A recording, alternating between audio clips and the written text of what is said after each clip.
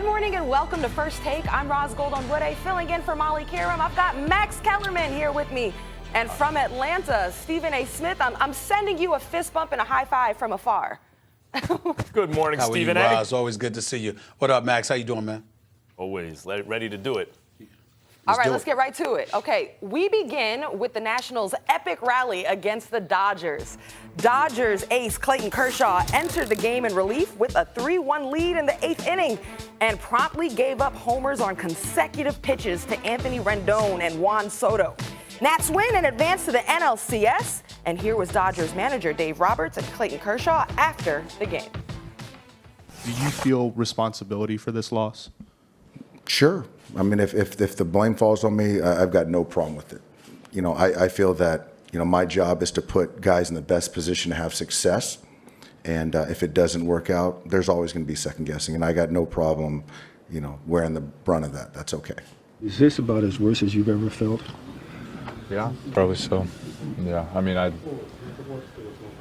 not going to hang my head. I'm going to be here. I'm going to continue to try to fight, continue to try to compete. I'm not going to shy away from it, continue to do it. Everything people say is true right now about the postseason. I understand that. Nothing I can do about it right now. It's a terrible feeling. It really is. So, Max, I'll start with you. Who gets the blame for the Dodgers' failure? That man right there, Clayton Kershaw, and not just for this season. Like, I take no pleasure in saying this. Roz, you and others have gotten on me when I say it about James Harden. I don't want that to be true about James Harden. I want James Harden to ball in the playoffs. I said it about Peyton Manning. I didn't want it to be true about Peyton Manning. He was maybe the best who ever did it in the regular season, not the same guy in the playoffs. Because there are other guys who go the other way. They're really good, get even better in the playoffs. Michael Jordan, Mariano Rivera.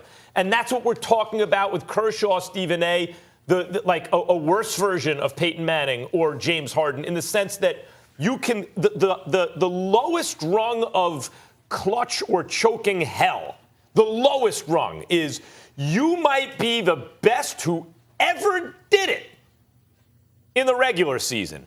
And in the playoffs, you're terrible. Clayton Kershaw, I don't know if people understand how great he's been. Clayton Kershaw has a legitimate argument when you talk about who in their prime was the greatest pitcher of all time. Because he had, if you take that to mean over 3 or 4 or 5 years, Clayton Kershaw in 4 consecutive years, between 2011 and 15, I think it was 11 to 15, led the league in ERA and walks and hits to innings pitched. In other words, like however you want to measure how effective a pitcher is, he was the guy. And he was throwing a lot of innings and striking everyone out and winning a lot and hardly ever losing. On excellent teams, by the way. In terms of left-handed pitchers, starting pitchers, the only comparable primes in terms of that level of dominance over that span of time, Sandy Koufax, Lefty Grove. I'm going back 100 years now almost. You could argue Randy Johnson. I don't know if Randy ever put 4 consecutive years together like that, but that's what Steve Carlton never did. We're talking about that level pitcher. Even Johan Santana at his best, not quite. That level pitcher. And Stephen A., all they ever needed him to be, they didn't need him to be a better version of himself in the playoffs. Like Mariano Rivera, the Yankees' great closer, was the best closer ever, lowest ERA of all time, adjusted ERA. And then in the playoffs got way better. ERA was 1/3 of what it normally was. We didn't need that from Clayton Kershaw. He didn't need to be Michael Jordan. What, you're the best ever, you get better under pressure? Just be more or less the same version of yourself. At some point in this Dodgers era, where they're now playing money ball with money, right? Like they have everyone has great analytics, but the Dodgers certainly turned that over. This is over 2 managers now, Stephen A., GMs with different philosophies. Clayton Kershaw's bridged that gap. And in 7 consecutive postseasons, he's never been the guy. Here and there, a game here and there, but never been the guy they can hand the ball and say, take us there. When he was in his prime, now that he's not in his prime, never been that dude. And that is the reason the Dodgers haven't won the World Series in this time. The fact that he knows it says great things about him, that he's owning it, and it's terrible. I feel terrible saying it, but that is the truth. I get where you're coming from, Max. I can understand your position in that. I mean, obviously, when you're the $215 million man and you can't show up, you're undisputably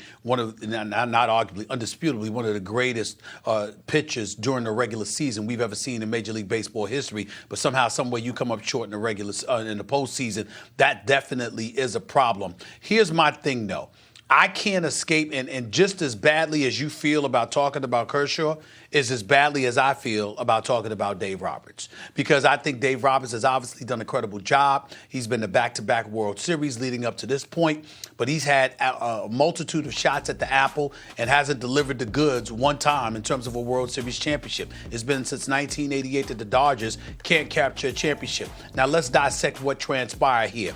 You sit up there and you bring Kershaw in the 7th. You need one out. He delivers that for you. First of all, why did you bring him out in the 8th inning? You got Kenta Maeda. This guy's been solid all season long. He could have done some things with you in relief. Not only that, you had about 4 different righties that you could have used to go against Rendon. You got Kelly, you've got Maeda. I mean, you look at Jansen as well, even though he's been shaky. The list goes on and on. And so if you had those multitude of guys, you could have went a direction away from Kershaw. Now, he could make the argument, obviously, that in a relief role, Kershaw showed up 5 2/3 innings, 7 strikeouts, no runs, just a couple of hits in the relief appearances that he's had in prior postseasons as an excuse to let Kershaw come out there in the 8th inning. But then when you look at the situation, you got Kolarek, right? I think that's how you pronounce his name.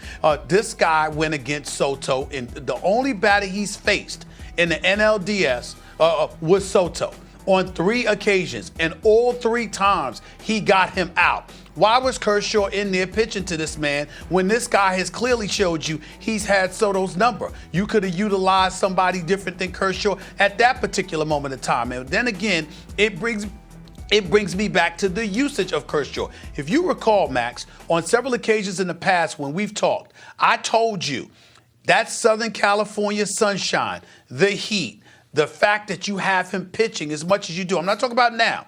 In the past, I've seen situations, me and my boy Jeff Brown always talked about this. We'd see situations where Kershaw is absolutely positively dominant through 7 innings in the regular season.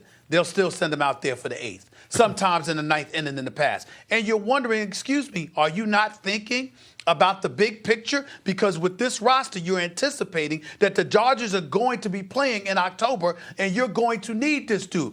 But you ride that gravy train. And Dave Roberts, once again, I'm not talking about in terms of the actual workload, but that mentality. I'm going to ride Kershaw instead of going with other guys that are supposed to be there solely for these moments, to get a batter out here, get 2 batters out here. I agree we ain't with even you talking there. about guys pitching innings, man. But this is what the deal is, and I think that's a problem. He didn't do that. You can always second guess a manager, but even in your second guessing of Dave Roberts, ultimately you're pointing to Kershaw. You cannot put him out there when you need to get outs in pressure situations in the playoffs. And I'm not trying to hear fans, well, he did it this time, he did it that time. His ERA is almost double in the playoffs what it is in the regular season. Stephen A., he has 158 innings of postseason baseball. Nowadays, that's like a full season of a starting pitcher almost. And that's a huge sample size. He doesn't get it done when you need him most, when you don't need him as much, in starting, relief, short rest, regular rest. He just doesn't get it done. Max, here's what you're missing.